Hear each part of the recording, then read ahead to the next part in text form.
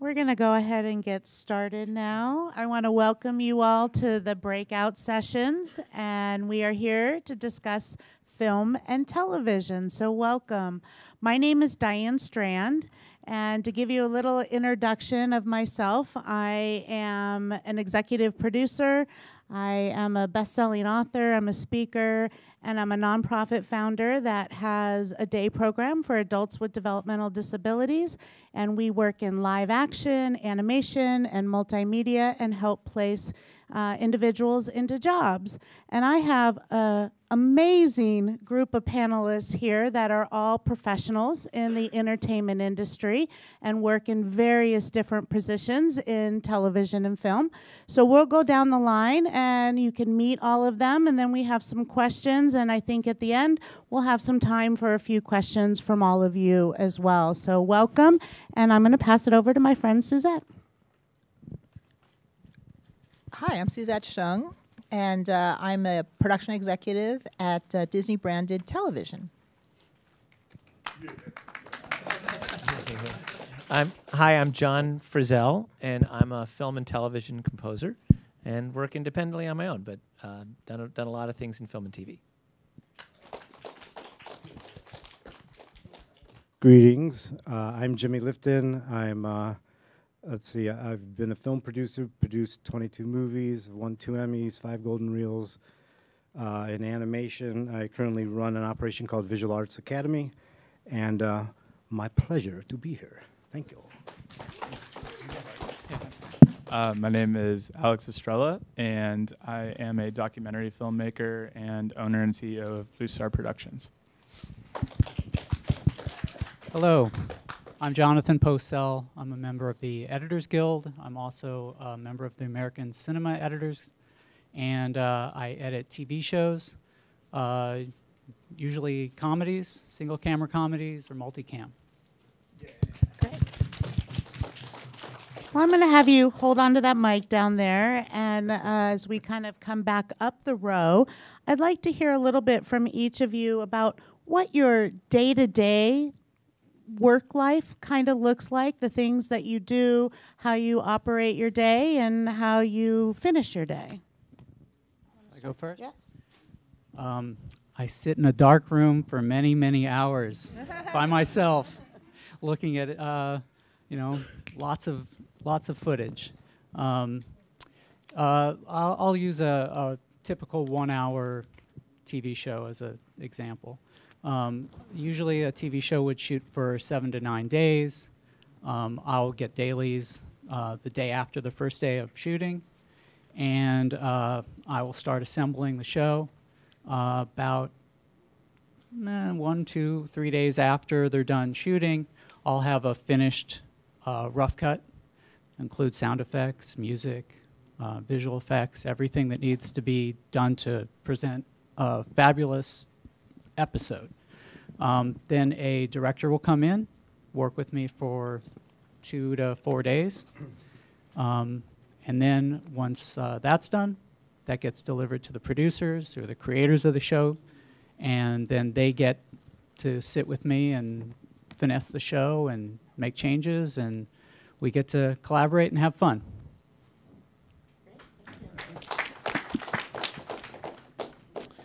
So for me, my day job at the moment, I am a special educator, so I work from 8 to 4 with kids with autism as an ABA therapist. It's what treatment I received when I was a child. When I get home, though, then that's where kind of the fun, the filmmaking fun starts. Right now I'm working on 2 documentaries that are in post-production, and I'm just day-to-day for in April 2024 right now, kind of shifts throughout the year, but right now I'm working with my editor on a film called Extraordinary Character, and I've just been going through on Frame.io, if anyone knows that platform, and he's been sending me cuts. I give him notes. He'll send me another cut, and it's an amazing film, but we have to shorten it down to about 20 minutes. So we have God, like hours of footage, and we're all like just like, oh no, we want to keep this. So like, you know, everything's our baby, but you know, the expression, you gotta rip the baby from the you gotta kill your baby sometimes, and that's what we're doing with a lot of our footage. But yeah, otherwise, you know, like when I'm on, I am a director, writer, producer, so when I'm on set, it's a very different atmosphere, and I'm just collaborating. And my company, Blu Star Productions, we focus on making films that are in the neurodivergent space. So this film I mentioned, Extraordinary Character, is about a neurodivergent theater troupe down in San Diego who went on a 10 different schools of the theatrical adaptation Stella Luna. So it's just collaborating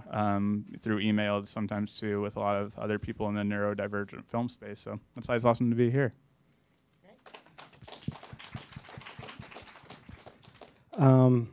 Currently, we're in production on a series called 12 to Midnight. We're on the 3rd episode. The episodes are fairly quick turnaround, so I'll just give you kind of a quick rundown on that. We developed, so there's an overall theme to this series, so the writers first come together, of course, and come up with the concepts for it. We turn around the script pretty fast, so there's a review process. Again, this is more than just one day, but just I'll consolidate it. We turn around the script pretty fast. It goes into only one rewrite. Then we lay out production schedule. The schedule for these shoots are pretty fast as well. But we have teams that are set up, so we're always looking at new talent as far as in the grip and electric area, in the art department areas. Those are areas that are always looking for new faces. And certainly also in the post-production area, because I know that's really kind of what we're talking about in film, not just post-production, but how do we get the population that we're working with now for this conference especially, how do we break into these areas? So we found that the grip and electric, camera grip and electric, but primarily G&E, but also all phases of art department are areas that are penetratable, if you will. Post-production as well. So once we've shot the project, and of course it goes into editorial. We only give our editors 2.5 weeks to turn it around. Again, they're just 30-minute shows, so we can turn it around fairly fast. Composer is going around. This you're going to hear from a great composer in a second. But composer comes on. The themes have already been kind of set up, so there's a pattern. We have heavy VFX, so visual effects. So that is another area that is very, very penetratable from our perspective as far as, you know, the talent. No one cares in the post world especially who you are, what you are. If you're like a two-legged horse or a blind elephant, it really doesn't matter. It's just all in your performance and, you know, what your chops are.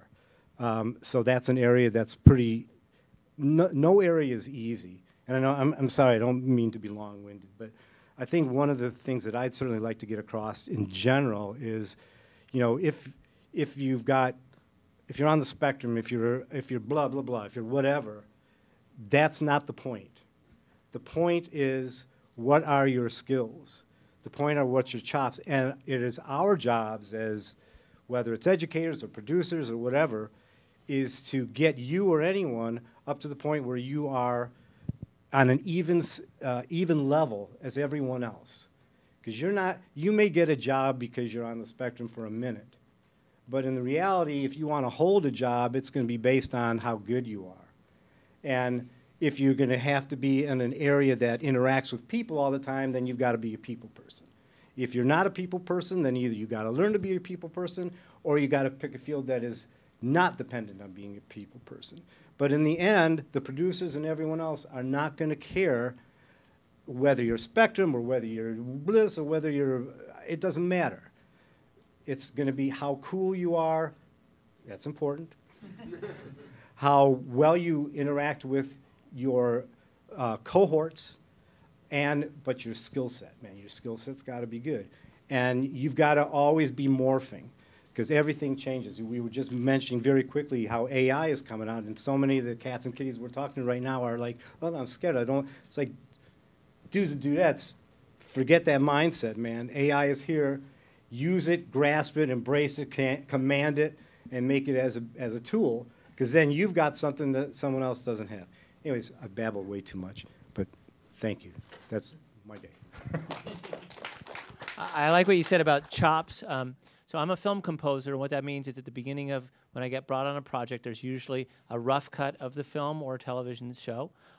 There's usually a couple meetings, what we should call spotting sessions, where we watch it and decide where music is going to go and basically what it needs to do, what function it's going to have. It's going to make this more emotional. It's going to make this funnier. It's going to make this scary. It's going to do this and that. And then the bulk of my job, I simply go and I start writing. I start composing.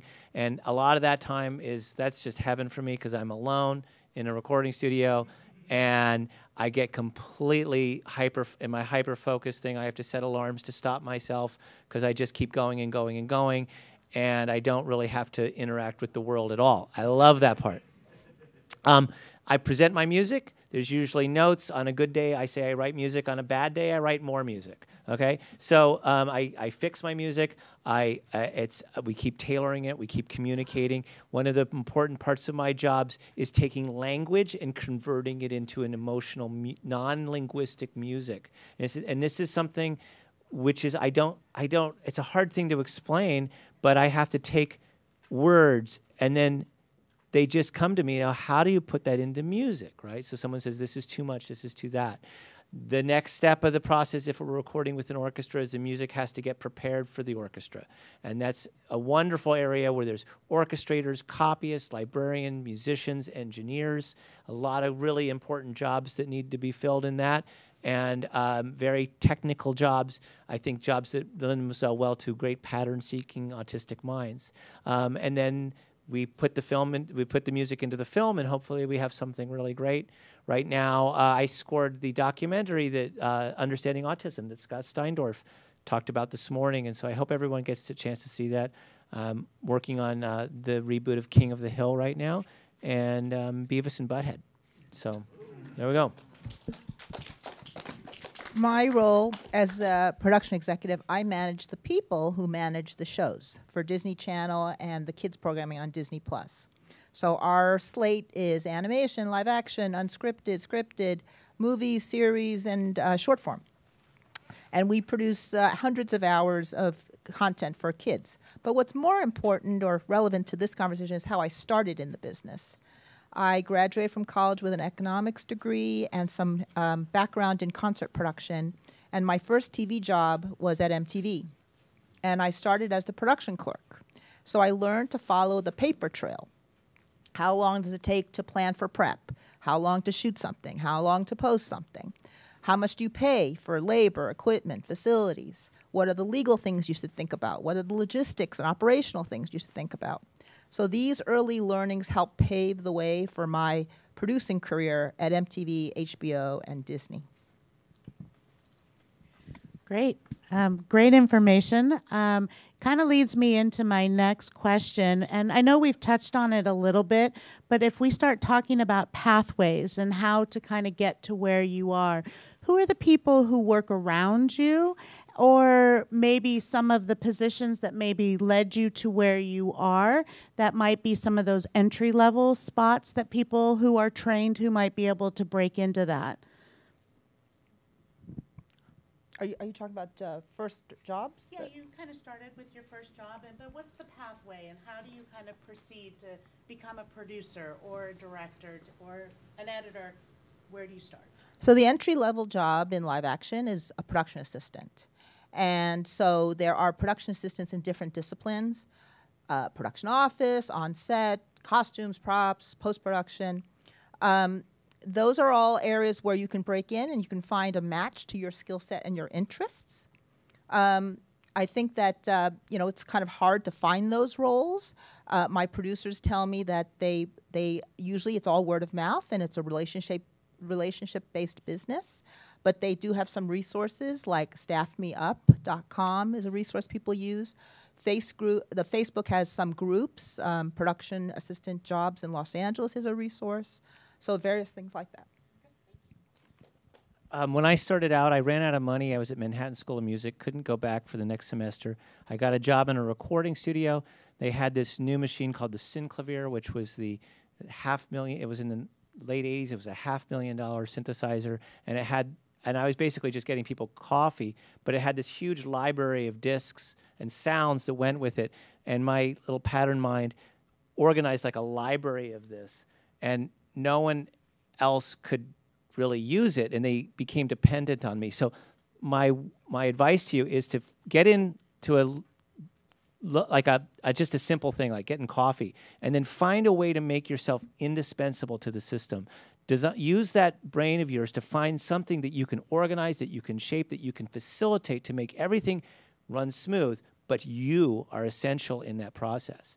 And that's what I did. And then from there, Ryuichi Sakamoto heard about me, who had just won the Academy Award for The Last Emperor, and I got to run his synthesizers when I was 24. I went on to work with James Newton Howard after that, and that's when I scored my first big films like Dante's Peak. Jean-Pierre Jeunet, the great director, heard my work and hired me for the 4th Alien film. And from there, I was just running. But it was really about getting in there and finding a way to just use my organizational skills and my pattern abilities to crack open a door and create indispensability for myself. Cool stuff. I'd say, the answer is kind of a little different for every track that you are interested in, because certainly today we've met lots of people who are interested in various things. In the live action world, if you are interested in anything in the camera area or that type of arena for live and being on set, start in the grip and electric area as a grip. If you don't know what that is, just look up some of the terminology. It's basically just someone who is a grunt, but you become indispensable by performing well, listening to directions, and constantly working well. You can find jobs. It's very hard for everyone. So you look to the independent film market or independent TV market or student films. You look at anything so you can get some experience and get a little bit of notoriety. That's that part of it. If you have art skills and you want to be live action as well, try to track down same type of thing. Independent features. They are always looking for people to work in the art department in some sort of fashion. You just need to get your skill sets up, put together your portfolio. One second. And then just, again, get any job you can. Do not focus on, and this goes whether you're got spectrum or no spectrum. You got to get experience and you got to get a rep out there. So you want, and don't worry at the moment, unfortunately, about making the money. You don't seek it for the money, seek it for your end game, right? So get as much credits, because you want to build up this thing called IMDb. Okay. Probably you all know about it, right? So it sounds silly, but quite frankly, as a producer, I don't care, and I'm not dogging any college at all. In fact, I run a school right now. I'm not dogging any of that. But I want to see what I want to look to your IMDb. If you're in post-production and animation, sound, editorial, you've got to get the skills and you've got to get a portfolio together, some sort of reel. And once again, you just got to kind of reach out. Now, there are resources that are listing the independent shows. You got to find those out. Whatever city you're in, if you're live action's a little tougher, I got to just say, because you got to travel to where they're going. So if that's in your game plan, if you're good with cars, or if you're ready to take a train or a bus or Uber or whatever, that's what you got to do. In the post world, it's a little easier because it's virtual, but you've got to get those skills. Whether you're at a school, you teach yourself it, and becoming indispensable, as you know, has just been stated. That's one of the things you want to get people to know who you are, but the only way to do that is to continue to work. No job is below you, so you have to have an end game, the end game in view. So I went the more non-traditional route. I did get my BFA in Film and Media Studies at UC Santa Barbara, but I knew it wasn't for me to do the grind, like being autistic myself. Like, I don't think I'd be able to put up with all that pressure of living in LA and, all the shit. It's great, but it wasn't for me. So I just kind of started making my own content, and I had, luckily, like, the goodwill of a lot of people I worked with in undergrad who wanted to help on the documentaries I wanted to make because they believed in the idea. And I think, that would be my advice to, everybody who's like at the start of their journey. Obviously, like, believe in yourself, but then make other people believe in what you want to do. Really find out, like, who, because at first, it's going to be hard to, like, gather the money or, like, gather the funding or resources, but just find people who share your vision. And, if you're true to yourself, then I think that'll be apparent. And also, a big thing for me too over the years, like, that's what led me to success, is just, like, shoot your shot. Like, I've sent out so many emails. I've done so much research on, like, production companies and that were bigger than myself, and, like, people outside the United States who are in the autistic world, and just, like, sending out an introduction email, like, because, why not? What's the worst that can happen is they say no, right? But, if on the, and many times, you'd be surprised, many times they do reply. And from that, that's what led to me being here.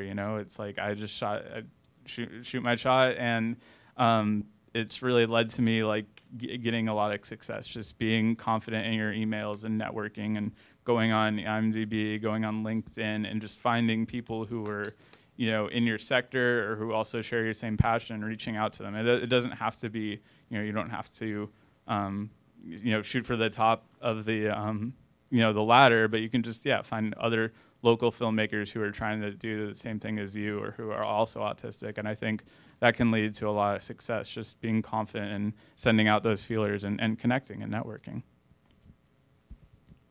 Everything you heard is gold. It's all really good advice. I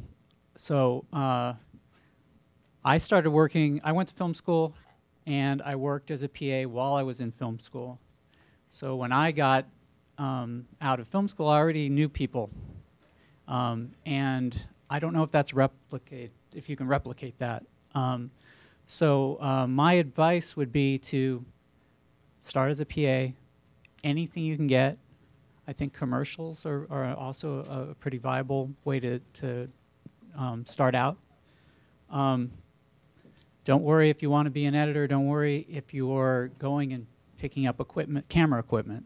Just get to know people, get in there, make yourself invaluable, always have a fantastic attitude. And then once you start to kind of hone in on what you want to do, try to find a mentor. Try to find someone who understands you and believes in you. And honestly, that's been the catalyst for every step of my progression as a editor, is someone above me, someone that knew more than me, took me by the hand and said, "Hey, I think you can do this," and they helped me out. When I started, we didn't have all the accessibility that you guys have. So Avid has there's a free version of Avid if you want to learn that. That's the editing program that professionals are using in Hollywood. Premiere also is starting to get used a lot more. Start to learn those programs. Start to reach out to people. If you're going to send a cold email to someone, you want to give them some sort of value. So you want to say, "Hey, I saw this TV show that you did. I loved it. Be very specific. This is something I noticed that I thought was really fantastic that you did." Then you can start telling them about your journey. So you tell them a little bit about your story, and then ask a question. So you ask a question and try to engage them. You might not get any response, or you might get someone who really, is thrilled to talk to you. So I learned this from someone else. Zach Arnold has a program called Optimize Yourself. He teaches this cold outreach concept, but it works. It works really well. So that's my advice. Great advice. Hope you guys are taking some notes. As we kind of continue on this same topic and we start looking at individuals who have barriers and challenges, what would be a way that a candidate might be able to break in to what you're doing and where you're at? Are there opportunities? Where would they find the want ads, so to speak, or how do they go about trying to break in? I mentioned some of the websites. I think the cold calls people have talked about. Obviously, it is a relationship business and is about getting out there and networking, which is challenging for me too. Finding people who share your interests, finding people who share your passions, and trying to make some introductions, certainly. I would go back to the same thing I said, is to find this way to make yourself indispensable. It might not be as in person now, but there might be a freelance job you could do. For instance, a composer might need files to go into a music preparation software, and you could meet them through an organization like Berkeley, and then you could offer your skills to a composer and say, hey, did that work for you, and do an amazing job and always be right there. One of the reasons I got a lot of jobs in the beginning, back in the age of pagers, I just called back first. I just called back first. Right, Michael? I think I called you back first. You gave me one of my first jobs when I was in my early 20s. And so it's I think I was just terrified of failure too. That can help in success, being scared of failing. We can laugh at that. But those are some things. It's a very shifting dynamic right now with AI, with all the things. But find a way to make it work advantage for you, and then do find someone who you admire, who can help you, and listen to their advice and take it as a mentee and do it. My mentor, James Newton Howard, whatever James said to do, if he had called me up, he said, hey, John, dress as a chicken and get on the roof, I would not have asked a question. I would have said, okay, any color chicken or just any chicken? I would have just done it. But that really led to him trusting me and doing whatever I needed to do, and it led to big opportunities in my work. It's just when you have a mentor, just trust them and do what they say, and go for it 100%. It's tough competition. Selling music and being in music, it's an audacious thing to want to do professionally. To say, I'm going to come up with the idea of pieces of music and I'm going to sell these, and it takes a kind of a weird brazen intensity to do it. But it's a beautiful thing to get to do, and it's never easy. But go for it. John, can I tell them the story? So John and I just met this morning, and he talked about the shows that he does. And then I said, oh, well, we do animation, we do live action. And so I sent an email off and introduced him to my two music people. And so now he's going to circle back and meet up with them. Absolutely. So it's this community that you have to build amongst yourselves, and it would be great if you all learn to reach out to each other, and as one gets on a show and they need more staff, and how you can start to send each other and create a network for yourselves. It's such an important point. And one of the things that this is about, and what the rest of my career is about the autistic community. It's about all of you. It's about finding a path and helping out with really getting the information to you first, to work together so that we get this unemployment numbers down, right? But you're going to have to really hustle too. We're going to hustle, but it's going to take us all working together. But I really think we can make big progress. So great. Comes back to that. That you were really good. You were really good because you put in the time, and you're obviously talented, but not. I heard your music and I went, okay, this guy is somebody. I didn't know you were. We neither of us knew we were autistic. Right. Well, thank you, Michael. That's very kind of you. Sounds Get like good. You have to get really good at what you do. You have to get comfortable being uncomfortable, stepping outside that comfort zone. Jimmy?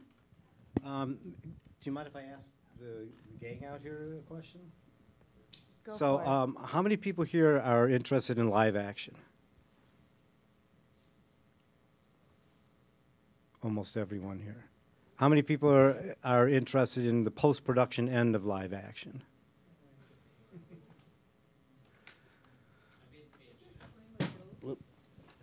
No, don't worry about it. Okay, so, no, please. You were a gentleman and a gentleman. Thank you, thank you. Cool, thank you very much. And you're hired on the next movie. No, Okay, just- That's why I did that. So for live action, I talked before about the couple of areas that are the easiest to penetrate. Everything's hard, but the easier to penetrate. There are trades out there. There's online trades that post new productions all the time. So find those trades. Some of them are BS, but some of them are real. And you want to look for the production coordinators in live action. You want to reach out to the production coordinators, and you don't want to hit them so much that you become a nuisance, but you want to introduce yourself. And what are you good at? What are you willing to do? If you're, as I mentioned before, and whether it's camera, grip, and electric department, you are this. You are, just make a very emphatic email, not very long, and introduce yourself.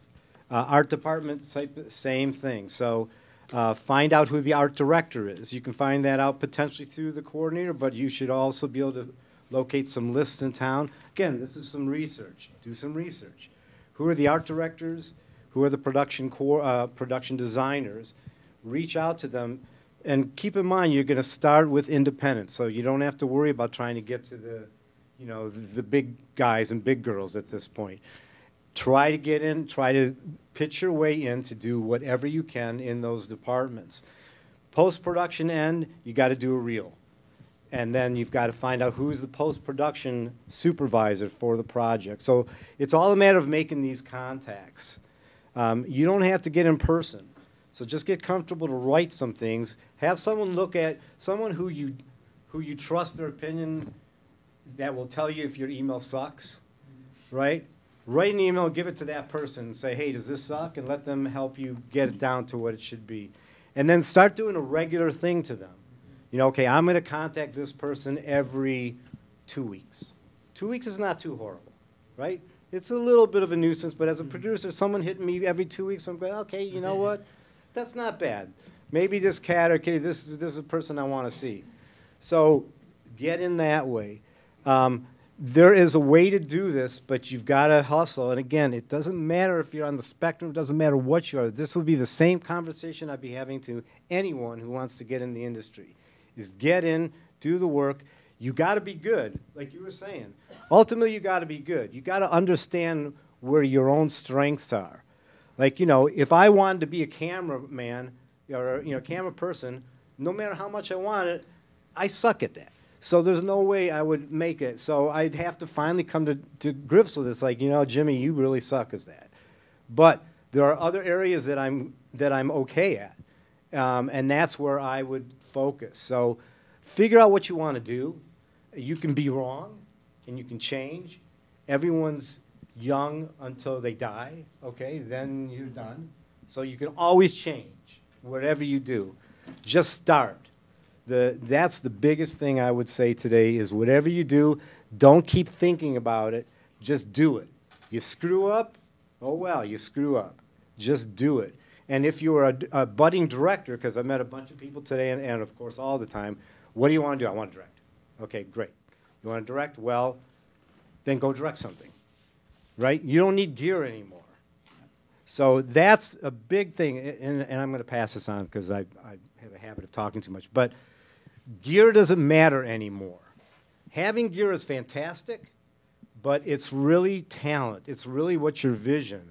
So you want to direct, take your friggin' phone out there and write something and get a few of your friends and act and make it cool. And it's either good or it sucks, or you do it again and do it again and do it again. You want to do some long form, right? Write a long form thing and shoot it. Because no matter how many short things you do, it's nothing like doing a long form. So you want to do a feature film? then write out a 60-page script that you like. Make it easy. Don't go crazy. Don't have any airplanes crashing, right? Make it something you can do, and then just go shoot it. And then you're going to look at it, and you're going to go, I'm a master, right? Or you're going to look at it and go, I suck, but I can be better. And show it to your friends, and they're going to go, you suck, or you're fantastic. But every step of the way, you're going to make it. And the last thing I'm going to say and pass on is check your ego. Get rid of your ego. You want to be in this business, your ego doesn't matter, because you're going to have someone who's better than you, and you want to be with people who are better than you. You want to be with people who are better than you. Period, period, period. Do you mind, sorry, Diane, do you mind repeating the question once more? I think. Sure. We're talking about ways that people can break in who have barriers and how they should go about starting that pathway. Where would be a door to open? Yeah. Thank you. I think, well, to, shamelessly self-plug, but, in addition to my own production company, we also have a network, kind of like what some of the other panelists were talking about, and it's called the Blu Star Network, and it's for neurodivergent filmmakers. Anyway, I know I've talked to a couple of you already today, but it's basically for anyone related to film, like screenwriting, editing, acting, you name it, and beyond just being an intermediary for bigger companies using our database to find neurodivergent talent. The goal is to foster a community as well, and having other people going on the website and reaching out to somebody else who is autistic and also shares your same passion, or finding somebody else that you might want to learn something about because they have a specialty in something that you're interested in.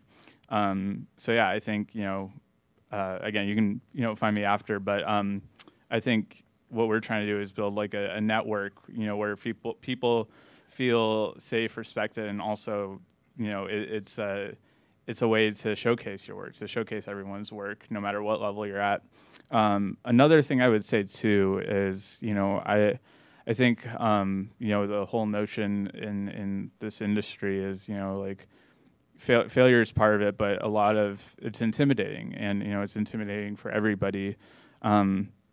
But the more you do it, the more you'll realize it's not that scary.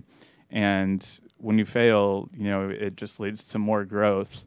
And I think part of that failure too is self-care. Realizing when maybe you're not cut out to be in a certain role or specialize in a certain area. Don't be afraid to take some. For me, it's meditation. I meditate, and when I meditate, it's like I kind of get some clarity, take a step back, and be like, okay, maybe I got to like reboot and start elsewhere. Or maybe I have to.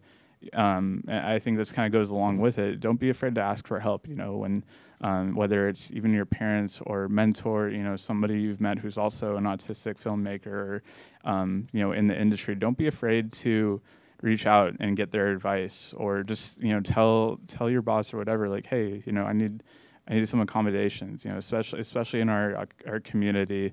And I think the industry's getting better about it, but there's still a long way to go. And but I think it's vital to be confident in saying that you need a break, or you want to try something else, because I bet you everybody in this room, there's like something, you may not have found it yet, but there's something that like you'll try and you'll be like, oh, that's it, and you'll be glad that you took a step back and somewhere else and decided to pursue that, because that'll be your passion and you'll commit to it for life. So that's my advice.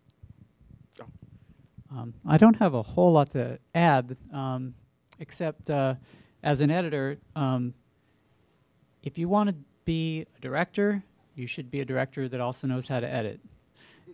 Because you need to be able to know what those shots are going to mean once you get into the cutting room. Editing is sort of the last stop where you realize, oh, I have the material or I don't. So I would advise anyone that's interested in filmmaking to also to edit. Yeah, I don't know what else to add. You guys have all said some fantastic things. That's great. Well, I've picked up a lot. You know, show up, step out of your comfort zone, start before you're ready. I think that's the message running through here. I think we're down to almost our last 10 minutes. If anybody needs a pen to ask for a question, you can raise your hand. They have some pens in the back that they'll bring you. But we'll ask. I'll kind of skip around with this question a little bit. While they're writing their questions. Does anyone want to talk about the unions a little bit and how that might play a role in the industry that you work in? You want to start with editing down here? Sure, I can talk a little bit about it. The Editors Guild and ACE both have internships. The Editors Guild is sort of reigniting the apprenticeship program. When I started, that was fairly popular. It sort of went away, and we're bringing it back. To get into the union, I'm not an expert on this, but I'll tell you what I know. You have to have 100 hours as an assistant editor, which is how probably most of you would get in. You have to have 100 hours of work in film or television. It could be documentaries, but it has to be something that it can't be YouTube videos, right? It has to be something that's equal to the kind of work you'd be doing once you join the union.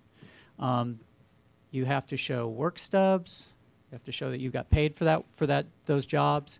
You go on the industry roster. Contract service. I know this is sort of getting in the weeds a little, but contract services are the people that maintain the roster. Once you're on that roster, that means you're eligible to get into the guild. It's not cheap to get into the guild. I think it's $2,800 for an assistant. But it's a wonderful thing to be involved with. If you are able to work enough, you get amazing health care, pension. You're going to be working on really great projects. I've been in the guild for 28 years, and it's been awesome. So, Jimmy, I'm going to jump to you. You want to talk a little bit about the unions? Thank you.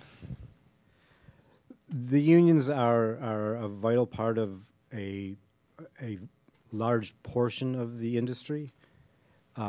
But for my point today, I would say put the concept of unions in your back pocket. You need to start working, and you need to start working on independent projects, period. I do know guys personally, actually very well, who are on the spectrum, by the way, working in the G&E area, and who are now union and making it very high up, but they did an immense amount of work in the independent world first. So, and the way they got into the union was they ended up being asked ultimately to be on a show, which ultimately got turned into a union show. So there was a method to the madness. But the key here is that you've got to get a reputation, you've got to get your chops up, you've got to get your skill set up, and you've got to work and get your IMDb list going. So and the way you get your IMDb list going is you got to work on a lot of projects. So just work on a lot of projects. The visual effects world, they're not unionized at this point, so that's not a concept. Animation world, editorial world, it is. But again, just start working. Don't wait. Start working now. Great. Well, I did have a question that popped up, so we'll start taking. Did you want to touch on that? We can talk about DOR. Go ahead. In the previous session, you heard about the regional center and the paid internship program. So I want to spread the word that my division of Disney, we are going to be looking for a intern in post-production, covering movies and third-party series. And this is for the kids division. So if you're interested in that role and you're a regional center client, please see the Disney table in the exhibit hall. We'll be taking information there. Also, we have pilot season for the kids group, and so when we start picking up series, we'll also be opening up other opportunities. So also, please see the Disney table if you're interested. Great. I think that there's some opportunities out there. Yeah. Fantastic. Okay, I have a bucket full of questions here. I know we won't get through all of them. Okay, I think this is maybe to you, Jimmy. How do you recommend pitching a screenplay? Who should I secure a meeting with, and how do I secure that meeting? So screenplay, I'm assuming we're talking about feature film. I'm going to just take a leap there.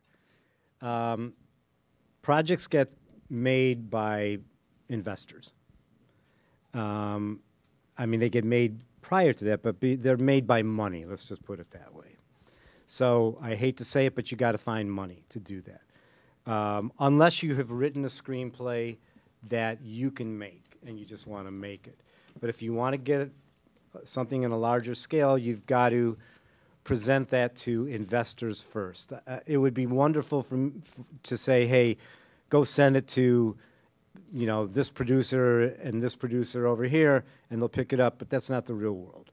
The real world is, first of all, the agencies don't take anything unsolicited, and no one else really cares that much, okay? And just because you're on the spectrum doesn't mean a whole lot. But if it's a cool script, that's a whole different animal. So I hate to, again, this is the hardest thing, finding investors.